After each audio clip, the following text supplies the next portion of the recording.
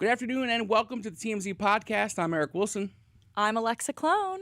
Eric and Alexa back again. Are we excited? Round two. Round two, baby. Eric, let me come back. We got some pretty diverse stories today. Nothing too heavy. A lot of drama. So much drama. Maybe potentially some affair. Drama affair? Potentially some Hollywood drama.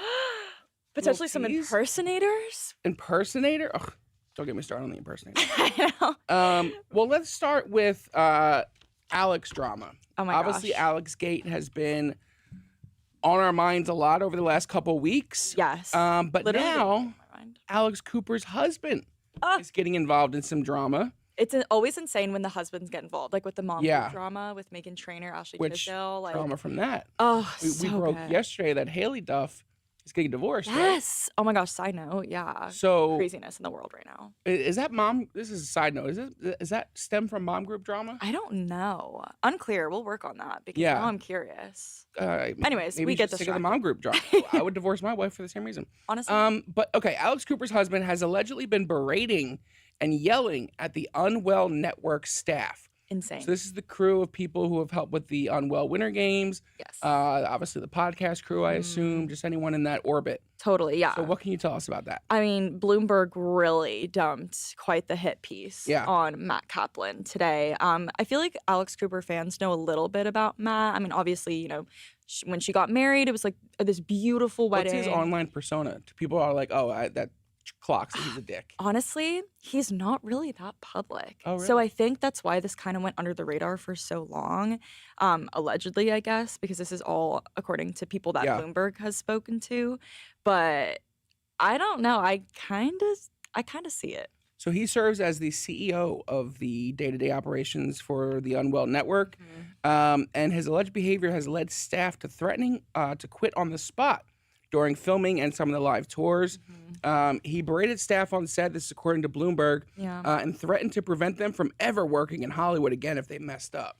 Which is so stereotypical. Like you'll never work in this industry again. It's always the lowest level nobodies who would use that line. Right. Like Spielberg would never say that. You know? Never. But Matt Kaplan, see, I couldn't even. And also Spielberg could have the authority to actually do that. I don't think Matt Kaplan can call. I don't know. Maybe he's got some really good I ends. highly doubt that. Crew members have filed formal complaints. He's brought staffers to tears, allegedly. Some have threatened to leave unless his behavior improved. Wow. No word on if that actually happened, but yeah. Insane, which is honestly so wild because it's actually funny. Bloomberg did credit one of our articles that we did on the Unwell Winter Games, where in the first episode, there's like 4 episodes. They're all on YouTube, which says in itself enough about how the show went. But in the first episode, Kendall Washington from Love Island is like said to not had to miss his flight and he's not going to make it anymore. But we did the story that clarified that it was actually production's fault that he couldn't make the flight because they let cast pick their own flights, which is insane. You never any show, no matter the budget, you have a person that's production coordinator, talent wrangler, whatever. Totally is making sure that people are getting from point A to point B, covering it, making sure they get there on time, so they're not just lollygagging, buying flights whenever they want. So based on our story and based on Bloomberg's story, it's kind of giving that Matt only really cared about the talent and was to the crew and was like, you guys are supposed to serve us. You're supposed to do things for us and the talent. But Kendall was happy. Talent, right? Yeah. But what it seems like is that the production crew, because that wasn't against Kendall. Kendall did we have sources close to Kendall that say that there's no bad blood. Yeah. But that kind of makes it seem like the priority was making sure that they were happy and oh yeah, come whenever. But as someone that's worked in production, I would be pissed if it was a come whenever. No, we need a schedule. Yeah, we need exactly. Especially people in that position normally are the people who are no, you're here at 8 a.m. 100%. The flight's at 8:05 or whatever. Yeah, you tell them a little bit earlier so they're on time. Yep. So apparently there's been some high staff turnover at the company in general. Departures include the head of brand marketing, the head of the network, and the chief growth officer. Now this tells me that this actually is a big issue. Totally. Because it's usually never the higher ups that are the first to go. Right. They'll stick it out. They'll wait for maybe a turnover on Matt's part or something They like get the that. most money. The younger people are out. They're sick. It's not worth the money. It's Totally. whatever. But it's the higher ups that are, yeah, exactly. They get the big paychecks. Mm-hmm. They can sit through it for a little longer. But to see all these heads of yada yada. And Bloomberg chose like a beautiful time to drop this because this is amidst obviously like the Alex Cooper, Alex Earl drama. So to just like dump this kind of hit piece. Is there any update on that? I mean, not really. I think we're all still on the edge of our seats of Alex Earl. Can I say I'm so over that beef, dude? So over. That beef is, for one, uninteresting. Yeah. Two, like, if Proud to say I Alex never cared when from the Alex beginning. Proud to say I never cared from the beginning. Really? Yeah. You did a podcast, the podcast with Netta. This is all fake. Come on. This is, I don't, half the stories. I've been heavily invested in it, as like people could probably imagine. It's very much my beat. I don't understand why Alex Cooper just didn't, like, when she made that video, why didn't she just say it? Like, look, like. I totally agree with you, It's Tony. Alex Earl who has the ammo, right? Right. Allegedly. Yeah. So if I'm Alex Cooper and I think I know what the ammo is, I'm not gonna drop that just in case that's not the actual ammo. Right. Like if it's like I hit a dog with my car, but it's actually like, no, you killed like tripped me something. Once. Oh, super different. It's like you're outing yourself on both, or if it's lesser than like that. And then now everyone's like, wait, you killed a dog? Murder's on my. We're gonna have a lot of murder stories today. Murder's on my mind. It's true, unfortunately. Not to commit it, just to solve it. Right. So okay, no updates on that drama either. Thank God. Right. And I think they did. So Bloomberg did reach out. And the Wes and Amanda drama. Oh my God. That either. See, I'm invested. But Bloomberg did reach out to the production company, who had no comment on this, which is crazy that they wouldn't like fully, try to deny it or at least share their side. I mean, it sounds like they have a lot of witnesses, so it might be a hard one to deny. For sure. Best of luck, Kaplan. All right, let's move on to another bit of male drama. Yeah. Mike Vrabel has finally somewhat addressed the Diana Rossini alleged photos that Page 6 dropped of the pair in Sedona, getting pretty close in a hot tub, holding hands, allegedly with friends, though we never see these friends in any photographs. He was at a press conference today. Obviously, Mike Vrabel is the head coach of the New England Patriots still. Rossini has since resigned from the Atlantic. They're investigating Athletic. Sorry. Yeah. The Atlantic? The Atlantic, same thing, that's the off-brand. The Ocean. She's resigned from the Ocean. And while they're investigating all of this, drama that's going on. But he said, he kind of beat it around the bush a little bit. He said he had difficult conversations with his family and his team. Oh, we have a shot. Let's go to it. Let's play it. Let me first begin by saying thank you. Thank you for your patience that you've shown in a personal and private matter. For me and obviously everybody involved. I know that that's not easy for you, and I respect that, and I appreciate your efforts in doing so. I understand I could have, addressed you guys sooner, but it was important to me to have a conversation with the players, which I did yesterday, very candidly, as we began our off-season program, which everyone is excited to be a part of. I've had some difficult conversations with people that I care about, with my family, the organization, the coaches, the players. Those have been positive and productive. We believe in order to be successful on and off the field, you have to make good decisions. That includes me. That starts with me. We never want our actions to negatively affect the team. We never want to be the cause of a distraction. And those are comments and questions that I've answered for the team and with the team. We'll keep those private and, to ourselves. Care deeply about this football team, and I'm excited to coach them. I also know that I'm going to attack each day with humility and focus. And what I can promise you is that my family, this organization, the team, the staff, the coaches, everybody, our fans, most importantly, will get the best version of me going forward. And that's what I know, and I'm excited to do that. So a lot of nothing. I mean, it's giving, kind of admitting to it. I can't tell. I could see that. I could see him just not wanting to. It's a difficult conversation, and discussion. I'm surprised he said anything.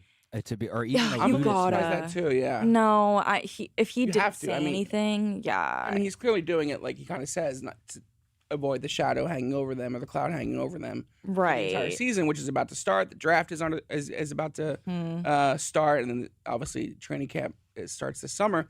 But yeah, a lot of nothing. Rossini, she's being investigated. So I don't really know. We could speculate. I mean, it's either this or that. I guess. Right? I guess I don't know. Really, I guess we'll just have to wait for one of them to file for divorce. So what if it is? Yeah, right. So what if it is just they were friends? They've both been in the league a long time.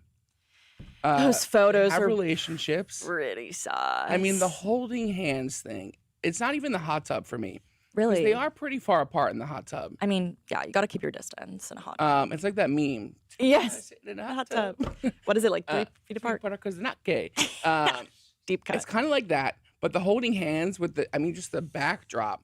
I mean, if this wasn't a cheating scandal allegedly, I would think it was a setup shot. Totally. So beautiful. It was gorge. Shout out to the photog. Yeah, but for real. the holding hands with Sedona backdropping it. Yeah, that's and calling it a personal and private matter, which, like, yeah, I mean, obviously now he has to talk to his kids and wife and yeah, whatever, you'd be but like, oh, this blown up out of proportion. yeah, like Yeah, y'all will see doubling that this was down. nothing. Exactly, yeah. I don't know. It's giving That Coldplay part concert. is like, yeah. Which in the end we found out she wasn't actually cheating. Exactly. So who maybe knows? This is exactly a Coldplay concert, and they aren't cheating. Exactly. But time will tell. Get him on a podcast. We'll see what this investigation actually leads to, because what are they gonna put him on a lie detector? Like what? I know, right? Hotel Maybe like lobby text footage? messages. Is it that serious? Maybe they've been yapping for a while. Who knows? Yeah. So we'll see. Well, invested. This one I'm interested in This one is great.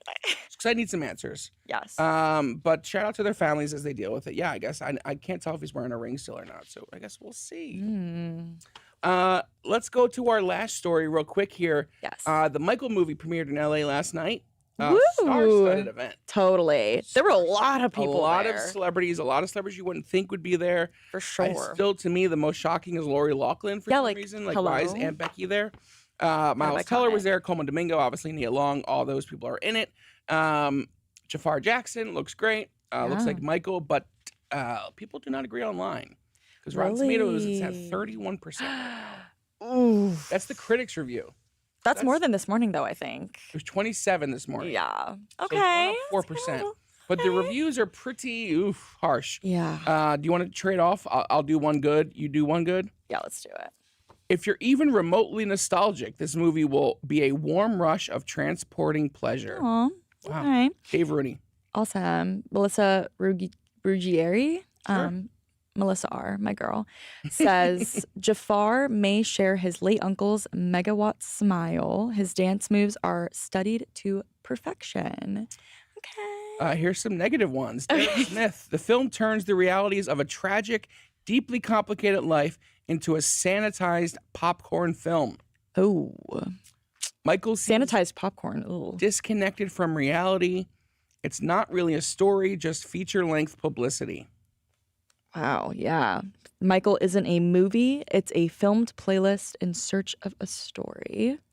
Michael is so awful. Oh my gosh. Michael is so awful at times. You risk physically collapsing from all the cringing. That one is crazy. Yeah, I think the overall, I scanned some of these reviews earlier today when I pitched it on the show, and overall, it seems like the musical numbers, the Yes. dancing, and even Jafar's performance overall, and I guess the younger Michael Jackson as well, people love. Right. But it jumps around, Mm-hmm. which means it kind of feels like just one of those classic montage biopics. Right. Like one Michael Jackson song into the next decade, into the next year, into the next life moment. Yeah. And then it kind of crescendos at the end where you think all the drama of what, he was accused of over the years is going to start to play out. And it just, it's it. I mean, are we shocked? Because isn't this the estate that's doing it? So it's like, Yes. obviously they would want to show like the music and the good times, the stuff that people love about Michael Jackson. They're not going to show, the darker aspects or accusations. And if anyone against ever him. wanted to, they wouldn't be able to get the approval of the music. That's the thing. So it's like, do you want a Michael Jackson movie where it's the story? Or do you want to be in your seats dancing around celebrating Michael? Right. Because if you hate Michael, you're not going to like this movie. Right. If you love Michael, you're going to love it regardless. Totally. Right?